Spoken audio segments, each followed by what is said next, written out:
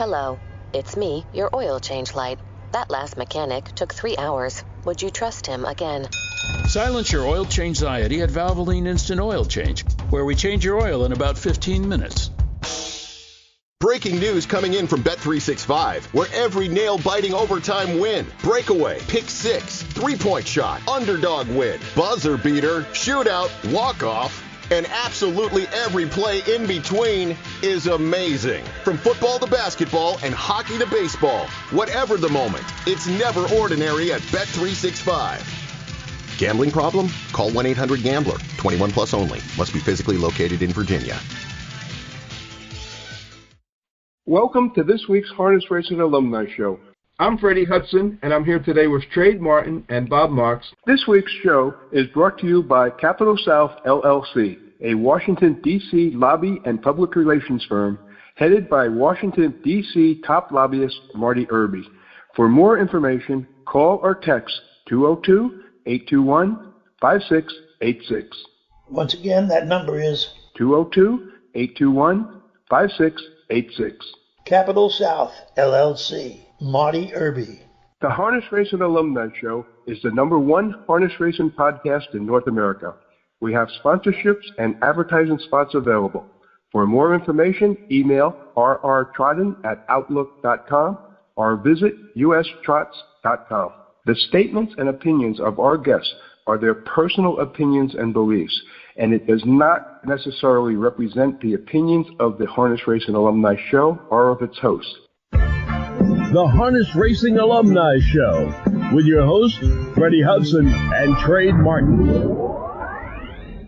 On this week's special broadcast, we've assembled a panel of drivers and a presiding judge to give their opinions of the reasons for the sudden increase in accidents in harness racing. If anyone doesn't know, since May, there have been 23 accidents. Our panel consists of Billy O'Donnell, Donny Dancer, Larry Rolla, and former presiding judge Art Gray. Gentlemen, welcome to the Harness Racing Alumni Show. Thank you. Thank you. Thanks, Fred. Okay, I'm going to ask everyone the same question. Billy, I'm going to start with you, Bill O'Donnell. What do you think the reason is for the increase in accidents, and is there a solution? Well, I don't know if it's an increase, if they call it an increase or not, but I think speed has something to do with it, obviously. And just the accident the other day at Saratoga, Chucky Connors, he literally pulled that horse back up on his feet. So he did. You hear a lot of complaints about handholds way back and all the things, and it does shorten your leverage when you go to move. Maybe that's not what's causing accidents, but that's what's putting people in harm's way. But in saying that, if you're comfortable doing that, fine. I never was, but Chucky was sitting up straight, and maybe that, the horse went down and got back up anyway. So speed, I think, is part of the problem. I don't know hard racetracks. They're hard as a rock a racetrack anymore. Whether it's contributing that to or not, I have no idea. The solution is go slower, guys. Yes, that's the solution. Donny Dancer, the same question. What do you think the reason is for the increase in accidents, and what is your opinion of a solution? Yeah, well, I think now the horses are bred more for speed than they were toughness and endurance as they were, many, many years ago. I mean, I certainly agree with Bill O'Donnell. But the problem is, I think, like you said, is the speed. Like we didn't used to have trouble. What I remember training horses down as 2-year-olds and so forth until they started beating like 215. Then all of a sudden you started to have soreness problems. And then the faster you went, the more problems started to show up. And I think in the race is the same thing. The faster you're going, they just can't. They start showing problems that they may have underlying problems. And then the faster they go, the more ailments that they have. And then we try to work through that problem. Where years ago they used to quit with the horse and give him a rest, give him time off, and then bring the horse back. Now they just seem to try to work through the problems one way or another. And I think it's just too fast. It used to be you could drop a horse down in class where it'd be a little easier for him. now what I've seen is you drop down in class, they're liable to go faster. So I think that's a lot of the problem. It really is. Okay. So a solution to it? Same thing. I think the guys, need to move their handholds up, keep a better hold of them, keep that in mind that these are the things that can happen and do happen, and try to make sure that your horses are as sound as possible when you go to race them. I mean, I understand the horses are a little sore. I think we all have done it. They're a little dinky, a little off, and they're able to work through it. But now going these 28 quarters, 27 quarters, I think it's just too much for them. That they're trying to go, but they just can't, and then they start getting sore, and you just got to back off. That's how I see it. Larry Rolla, what do you think the reason is for the increase in accidents, and what type of solution can you offer? Well, first of all, Freddie, you put me with these two heavyweight guys, and you put me last. And they said just about everything I wanted to say, but I will expand a little bit. First, I'll say that what's going on in the business now is basically risk and reward, and it's good that you have a couple of guys on that could probably come to solutions for a lot of what's going on in the business today. Now, when I was racing, and I've been out of it a long time, 30 years. When I was racing, I remember Mike Gagliardi used to get fined once a month for sitting back the way these guys are sitting back, not even that much. And the reason was when the fine came out was had no control of his horse. And I remember, I think it was in 1979 Meadowlands Pace. I think it was the first heat. I could be wrong. And John Campbell had a horse coming around the last turn in the first heat, I think it was, where if he didn't have a hold of the horse, he would have went down. He wound up lifting the horse back on his feet, running right into Waples, and both horses and drivers, nothing happened to them, and so that's one reason that you can give for the handholds not being where they are. I remember when I was in the game, I had to move. If I went from a jog cart to a bike, I had to move the handholds back 4 feet. Today, when you go from a jog cart to a bike, you move the handholds back another foot. And I just don't understand it. I know that one thing, sitting the way they do sit. I remember when I was raced, and even back when I was still in the game in the 80s, and I'm sure you guys could attest to this. You could touch the horse's tail with the rump with your hand. Now you're 4 feet back. And that causes a lot of concern.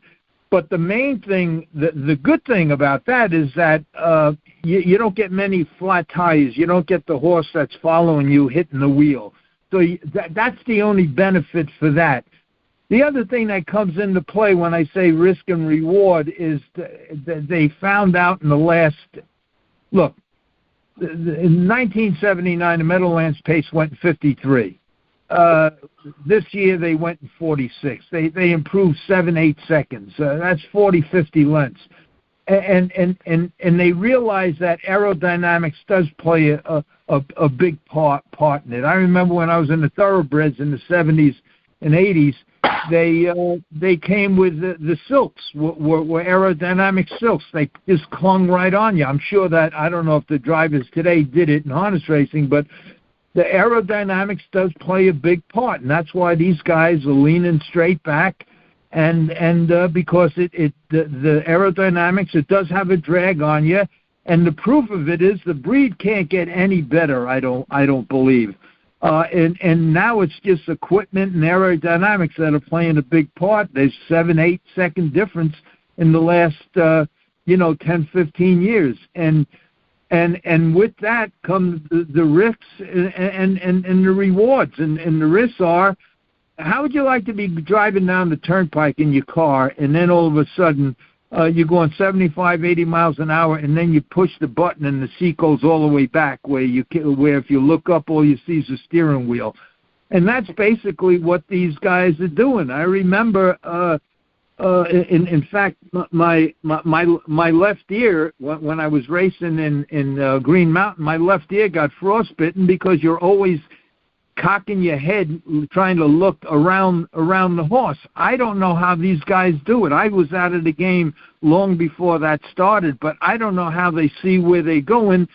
And I watch some of these races, and the handholds, they're actually holding the lines on the buckle, and the handholds are still another 5-6 inches back, which they use going down the stretch, leaning parallel with the ground.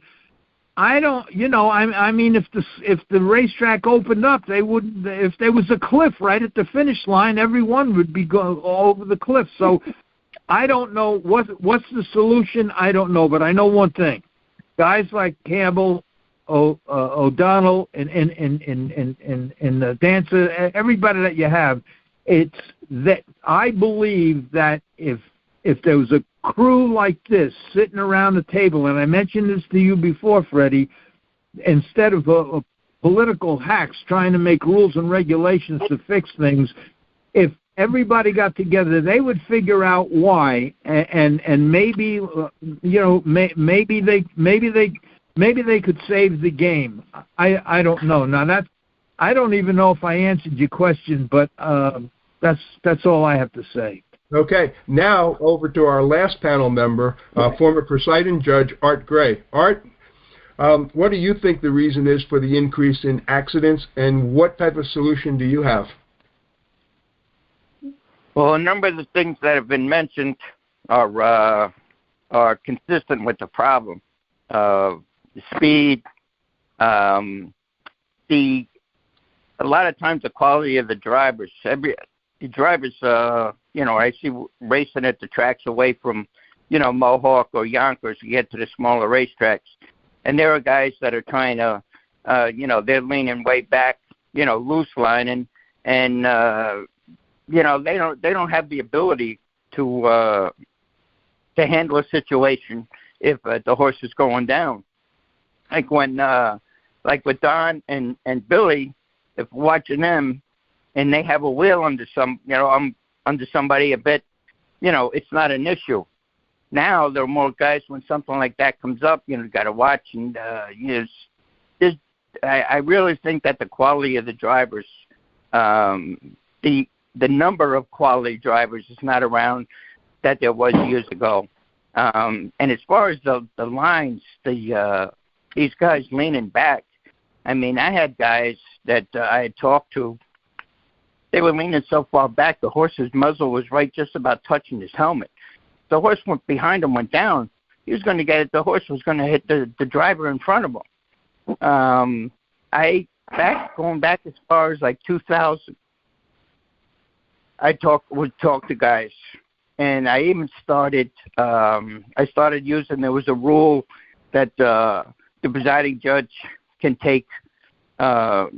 Actions necessary that he feels for the safety of the horses and the drivers.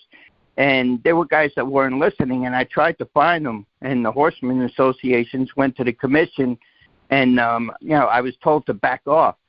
But then the speed, the quality of the drivers.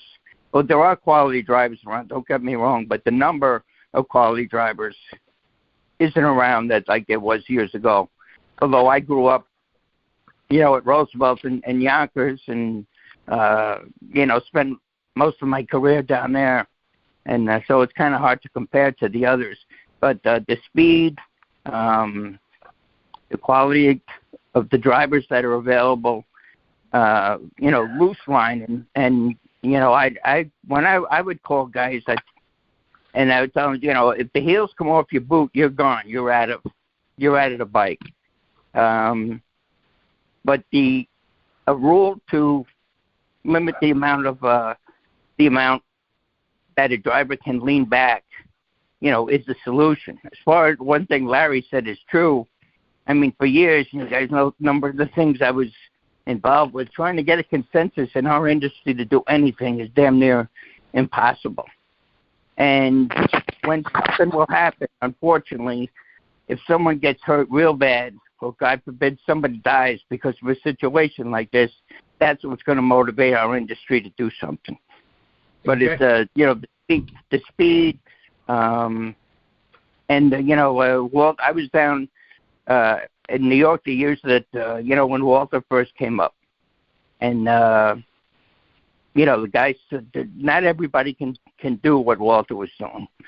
But, like, when Billy and Don drove, they weren't leaned back like that. They had control of their horse. If the horse was knuckling over or you could feel that something was coming, you grab a hold of him, you can keep the horse on his feet. These guys nowadays, they have no shot. The horse is going down.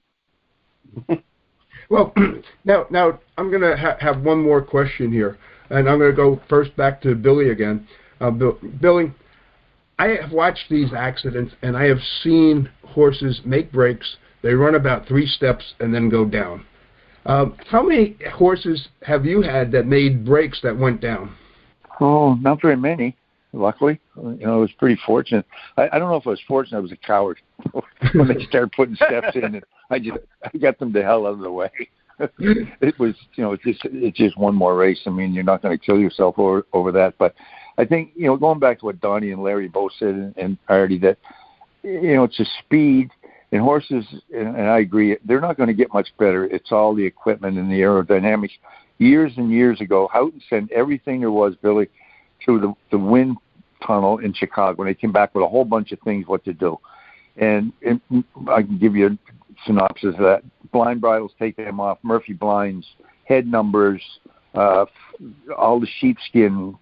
Billy made a roll out of nylon that, all those things. Pivot the shafts in the bike, flatten out the arch of the bike. The most important thing, they said, was take the driver's feet and put behind the horse. And that's what they did, Joe King, with the single shaft. Then years goes by, we abandoned that. And years go by, and they come out with the Cheetah. Same thing, the second best bike that was ever made, in my opinion. Your feet were behind the horse. And all we did, we just asked the manufacturer, do us a favor, you can't see in it because you're sitting, like Larry said, you're looking straight up instead of straight ahead. We said, drop the stirrups 2 inches and raise the seat 2 inches, and they said no. So what alternative we have? Either, kill ourselves or abandon it, just abolish it, right? So that's what we did. So anyway, that's, I don't see any way of, curing this problem except it's like they just said, the guys, if you had a group together, you could work this all out, and it's going to happen just like it did with Shelley Goodrow and Billy Houghton and Wayne Smullen and Dave Dunkley. There's going to have to people's going to have to get killed before somebody steps up and does something. And the helmet, and I'm very proud of that fact that I was part of developing the helmet we have now. Billy Houghton did not have that new helmet on, even though it was available at the time. That the last guy to get killed with a head injury was Billy Houghton, and that was in 1986.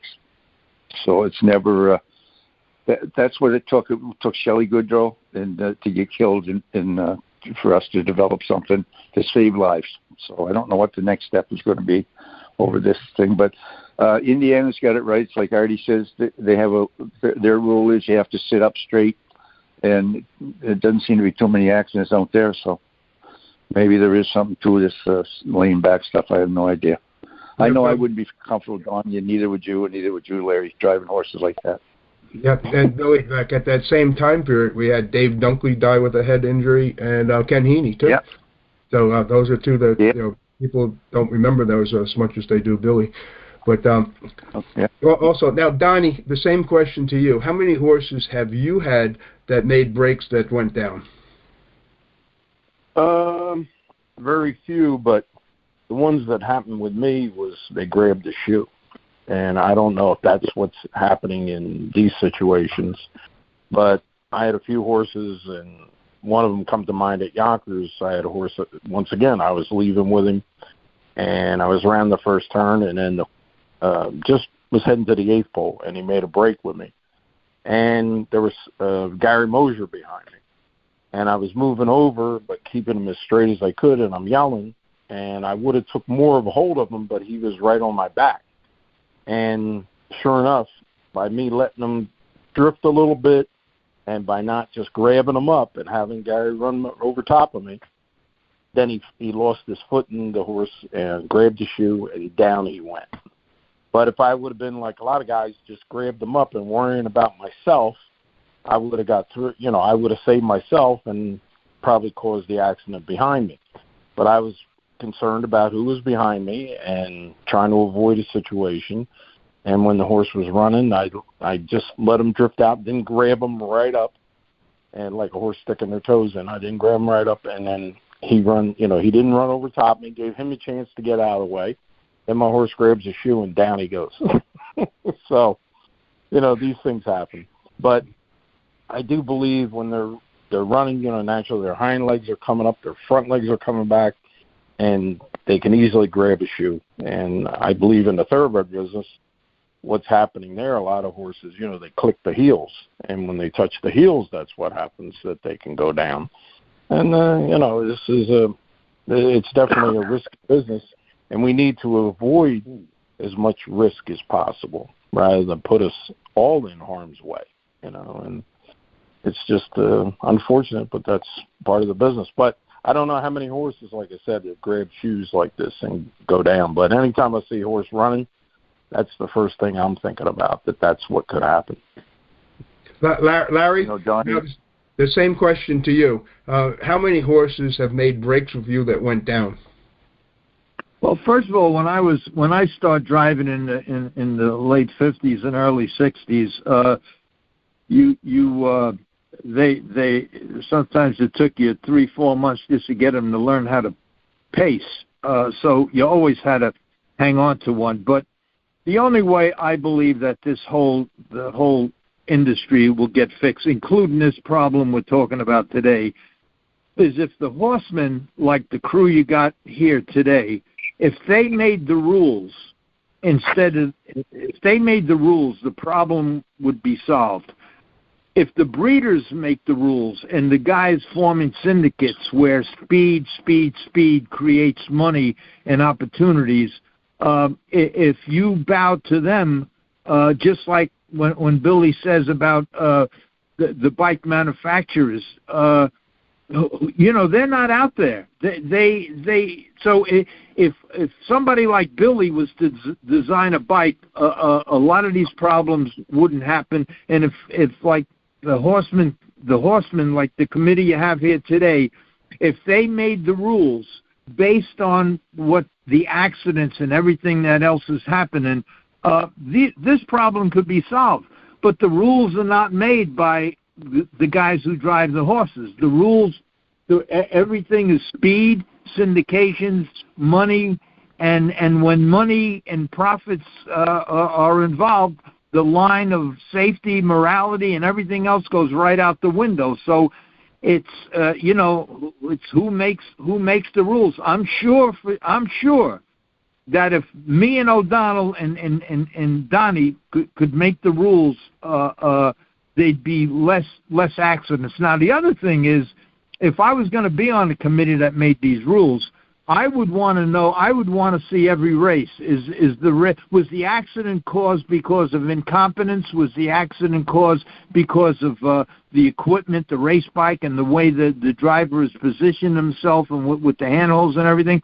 Or was the accident created because of a lameness problem or a broken bone or a breakdown? So that's the first thing. But assuming taking away all the breakdowns and just maybe driver error in positioning, then I'm sure that the drivers, just between me, Billy, and Donnie, we could fix that problem right away. Now, the Meadowlands pace, this year's Meadowlands pace, instead of going in 46, they may have went in 49, but it'd be a whole lot safer out there. Okay. Now, Art, as a presiding judge, how many horses did you see make breaks in a race and fall down? Well, most of them, they don't go down. The times, I can picture one in the driver incident that was at Buffalo, and this horse went down because he couldn't control the horse. It's if you're up there and you have the leverage and you have the handholds, and you have some experience, the drivers can keep the horses on their feet. As far as the regulation and trying to get something done, I know some of you guys are built, but I designed the safety range with the extra buckle on it. It's the dual attachment to the bit. In 2002, Chris McCarron and I spoke to, 500 regulators at the University of Arizona in Tucson. And Chris stood up there and told the group, he said, if I had a choice between having this rein and wearing a safety vest, I would choose the rein. I talked to, God knows, I traveled around how many commissions I talked to.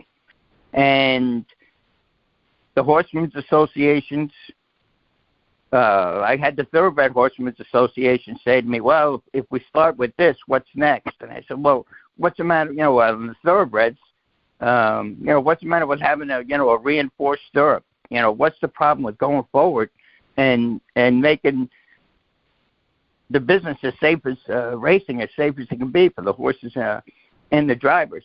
And I still once in a while I get the phone calls, but if somebody would have died, although there were some real bad accidents, but if somebody would have died because of a broken bit, or like that's what happened with Shelley, or the rein given, they would have been made mandatory a long time ago. And then, geez, I can tell you, I retired 10 years ago, and I was 60, and part of it was because, I had it. I would have a commission say to me, well, look, who are you working for? You working for the horsemen, or are you working for the commission? And say, well, look, you're paying me to do what's best for racing at the racetracks that I'm at, and what you're trying to do here, I don't think it's in the best interest of racing. So, as far as what Larry said about the political appointments, when my experience is when you have a chairman or a commissioner that knows what he doesn't know, and when he gets in there, he reaches out to the experienced officials that he has and goes from there, instead of someone coming in and say, well, I'm going to fix this. There was one situation, there was a radio personality from Albany, and he became executive director, and he was going to change everything. That's unfortunate. That's not going to change.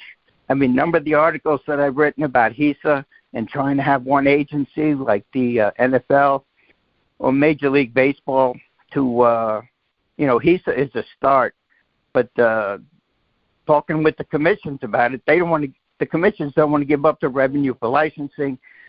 There are some, this isn't going to get solved in our lifetime for sure.